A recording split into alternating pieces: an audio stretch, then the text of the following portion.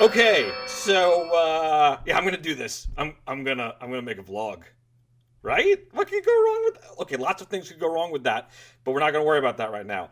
I just got this Blue Yeti microphone. I think it sounds cool. I'm just gonna use it, and I've been getting a lot of comments about how Andy, like 30-minute tangents in the middle of a lecture don't advance learning goals, and the students are not paying five figures to listen to you come up with some way to shoehorn and a story about your favorite Bill Gibson short story into a lecture that's ostensibly about how to write a college essay. They're upset. So what I'm going to do is I'm going to take some of the things I'd like to talk about in classes that I can't anymore, especially now that everything has to be delivered in a 10-minute video mini lecture, right? And whew, man, you lose a lot of tangent darlings that way. And I'm going to put them here.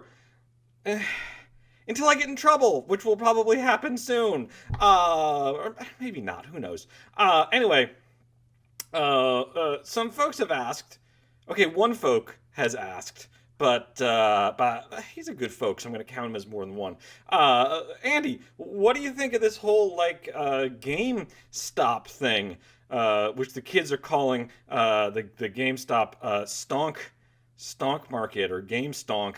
Because apparently the internet has decided that the only way to write things if you're cool is to emulate a speech impediment that does not actually exist in written form.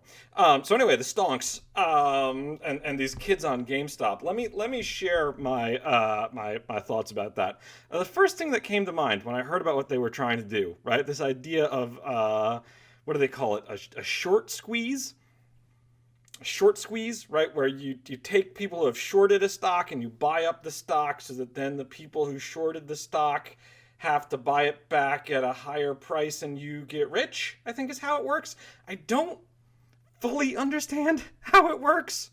Can we normalize saying that? Let's normalize saying that. I don't fully understand this. I think that's an important thing for us to normalize right now in the 21st century, especially for white boys. I don't fully understand this. Yeah, let's say it.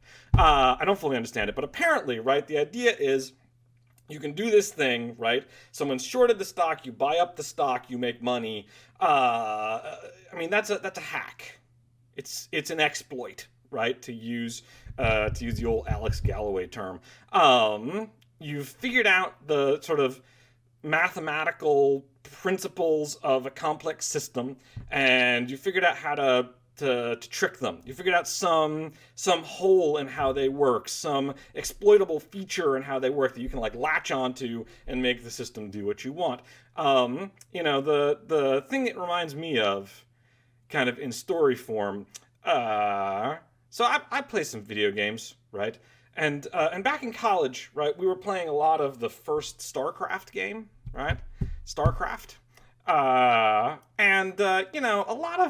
A lot of us actually on the floor where I lived were kind of filthy casuals, right? We wanted to play the game, we'd have fun, we'd just sort of sit around and kind of duel back and forth and play the game for like an hour. Anyway, StarCraft, if you haven't played it, why are you watching this if you haven't played it? But maybe you haven't. StarCraft is a real-time strategy game, right? You build yourself a little civilization, and then your civilization builds tanks, and you go and blow up the other civilization because, yeah, that's a message we should send to children. Anyway, so I'm playing StarCraft, with me and the other casual folks, and we would just build our little city, and we'd build our little tanks, and be like, oh, this tank is named Bob, and we were just having fun. And then, there was a kid on the floor who took this stuff much more seriously, and he was like, Andy, you want to play StarCraft? I'm like, okay, yeah, sure. And so I'm building my little city with my little guys, and I'm trying to build my tank named Bob, and I'm about 5 minutes into doing that, and what happens?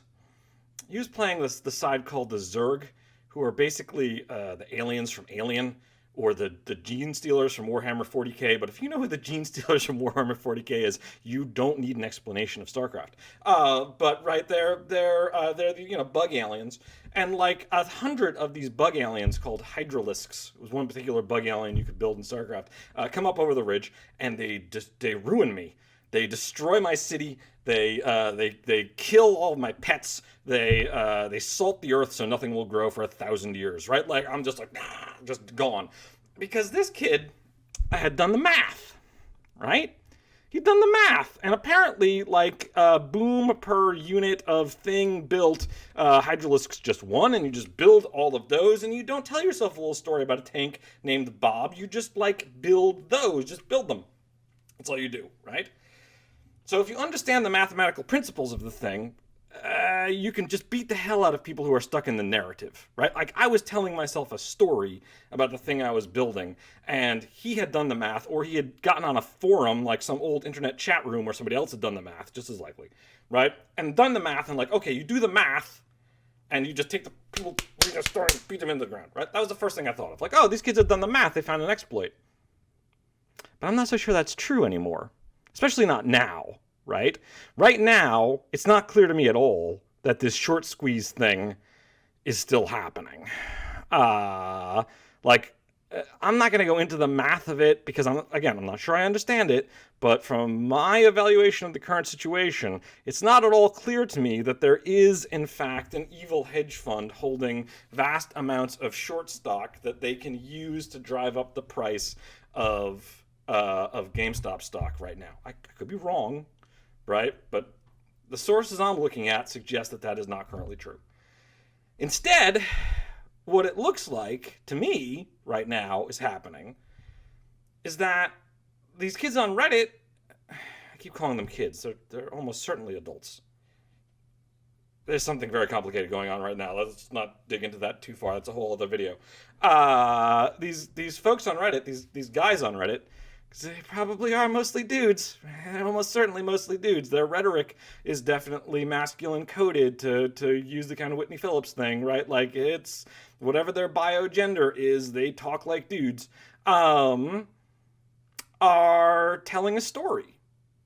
They've got a narrative going about evil hedge funds and how if you buy and hold GameStop stock, right, you are going to stick it to the man. You are going to stick it to, to the people who crashed the economy in 2008. You're going to stick it to, your boss. You're going to stick it to everybody who ever thought that they were better than you. This is a populist uprising, right? It's an uprising, and we're sticking it to the man, right? Which somebody on Twitter observed that, like, this getting into stocks as a day trader to stick it to the hedge funds is like deciding to stick it to the casino industry by becoming a gambling addict, right? Like, no, right? But they've got a narrative going. And what's interesting is that narrative is all based on this idea of, like, the anti-narrative exploit, right? Their narrative is about an exploit. It's not a hack in the sense of figuring out a bad part of the computer code and cutting your way into a system that way.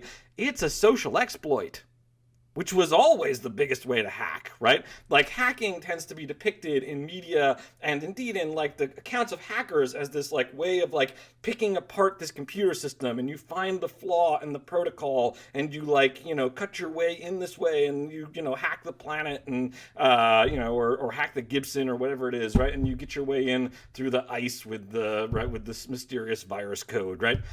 When in fact most hacking was always social engineering, right?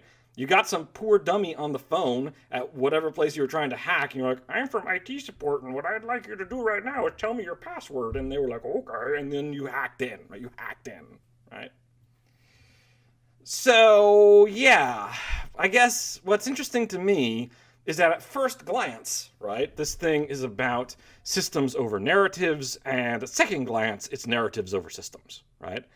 If you can convince a few thousand or tens of thousands or however many, it's very hard to know exactly how big this Reddit thing is, especially since, like, the Reddit thing wants to depict itself as somehow populist. But there's no way we're talking about more than tens of thousands of people, right? Hundreds of thousands, like at the very outside, right? So that's not a very big chunk of the populace, which is weird, right? In terms of, like, what the hell kind of representation is that? So yeah, it looks like it's about systems over narratives. It ends up being narratives over systems. Huh. Huh. Yeah. I don't know. I don't do that. It's a vlog. I don't have to have a point, do I? Do I? Anyway, I'm mostly recording this to see how hot my voice sounds on this new microphone. Hopefully, I haven't been blowing it out the whole time. I could have been blowing it out the whole time. I'm not going to edit this. I'm not going to edit this. I'm just going to put it up, and we'll see if any of you gluttons for punishment want to watch it. If you do, like and subscribe or something, and we'll see how long. We'll see how many more of these I end up doing. Yeah. So coming to you from space. It's me, Professor F, signing out.